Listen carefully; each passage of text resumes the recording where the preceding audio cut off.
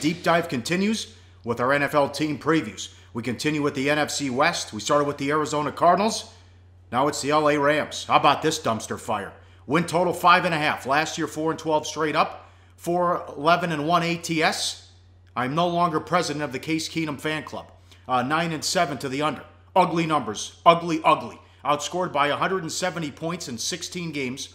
Only the Browns and the 49ers had a worse point differential. Offense was held to 10 points or less 9 times. 9 times in 16 games and scored more than 21 only twice. One of them was the Saints, I guess that doesn't count. Did not cover a single point spread in the 12 games they didn't win. What do you think, Teddy, about this horror show? Well, let's start with the mainstream stats from last year, because the one thing we want to do with each of these team previews is say, this is where the markets are at on this team. This is what they're looking at. Are we above the markets or are we below the markets when looking at this particular team? And the mainstream stats from last year were pretty ugly. You know, they had a -11 turnover margin, ranked number 28 in the NFL. Their 18 takeaways were low. The 29 giveaways were high. The number 32nd ranked offense. and it wasn't even close, Pauly. They were 45 yards per game below San Francisco's number 31 ranked offense. I mean, truly woeful numbers. The defense was ranked number 9, but we have to take that with a grain of salt, because in half of their games, by the second half, the opposing teams are just looking to run out the clock in blowout wins. Yards per rush, they gained 3.3. That's number 31 in the NFL. Allowed 3.9. Again, better than average. Yards per pass 5.5. That's dead last in the NFL. And allowed 6.4. So all the mainstream numbers show this offense was abysmal. The defense may or may not have been half decent, but opposing teams didn't have to do a whole lot to beat a squad that couldn't score more than 10 points in more than half their games. Yep, CG Technology released the entire NFL schedule. The Rams aren't favored in one game. Their home games against San Francisco in Week 17. They're dogs in all of them. And as far as the star power, yeah, you have Goff, the number 1 overall pick. Gurley was great his rookie year, but the offensive line stinks. You do have Donald and Ogletree on defense. And now also you worry about the disadvantage in home games because they were so bad on offense, fans didn't want to come out and they left early. So you get a lot of opposing fans that would come in there as well because no one wanted to pay to go see that shit show. New coaching staff. McVay takes over as head coach. He'll call his own plays on offense like he did in D.C. Wade Phillips now takes over as defensive coordinator. Completely new schemes on both sides of the football. Yeah, and of course, you know, you talk about and let me talk about the CG Technology lines for every NFL game through Week 16. Now, the Rams are likely to be favored against San Fran in Week 17, but they don't have lines up for that game. So we're talking about a team that lined at 5.5 wins. Gosh, they're not favored in any of their first 16 ball games. So they're going to have to pull 6 upsets of one sort or another to go over this win total. Let's talk about the new coaching staff. Sean McVay, certainly a bright offensive mind.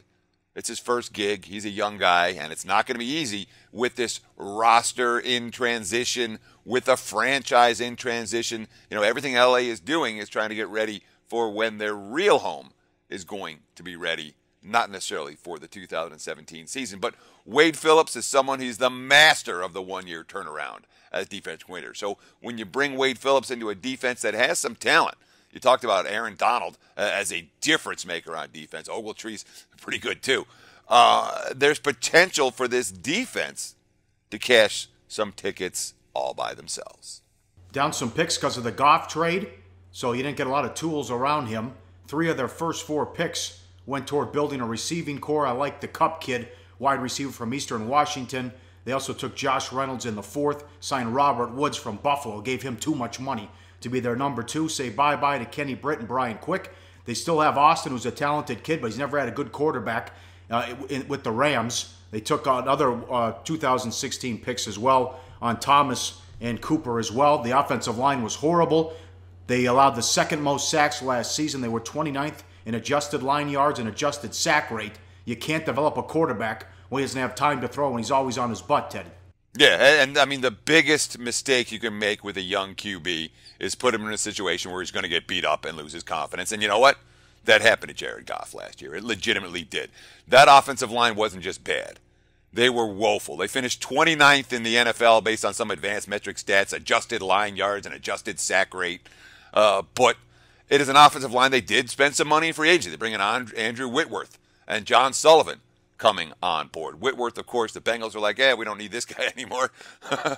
He's on the downside of his career. But it's something for an offensive line that stunk. You know, they're still talking about Greg Robinson being an impact player. You know, he was the second overall draft pick back in 2014. He's being moved over to the right side, and that means that Rob Havenstein, who is going to move to right guard instead of right tackle, and the left guard, Roger Saffold, has been pretty bad himself as an underachiever. It's an offensive line that still has a lot of question marks, and so is the receiving core. I mean, you talk about all these young guys. Yeah, Cooper Kupp and Josh Reynolds and the tight end, Jared Everett, and last year, Farrah Cooper, who they brought in, Michael Thomas. All of these young guys, when you talk about veteran talent and the receiving core, I mean, it's Tavon Austin, who can't stay healthy and isn't very good, and that's about it. So when you have a young QB, a bad offensive line, and a very young receiving core, what do you expect, Pauly? Growing pains. Well, I'm not sold at all on Goff. I don't think he's going to make it in the NFL. I think Austin's talented and is explosive, but they can't get him the ball. Now you have the 3-4 defense with Wade Phillips, and they let T.J. McDonald go in free agency. Tremaine Johnson, they're missing him as well. Excuse me, they still have Tremaine Johnson. Yeah, Johnson's their number one cornerback, but they brought in a guy. They signed Webster to show up the secondary in free agency. What else do you think of the defense, and let us know about the schedule? Well, look, I mean, defensive, this team has talent. They've drafted a lot of defense. They have an impact player in Donald on the defensive line, but there are questions in that secondary.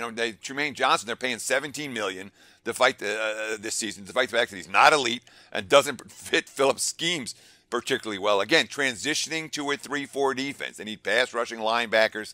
They don't really have that.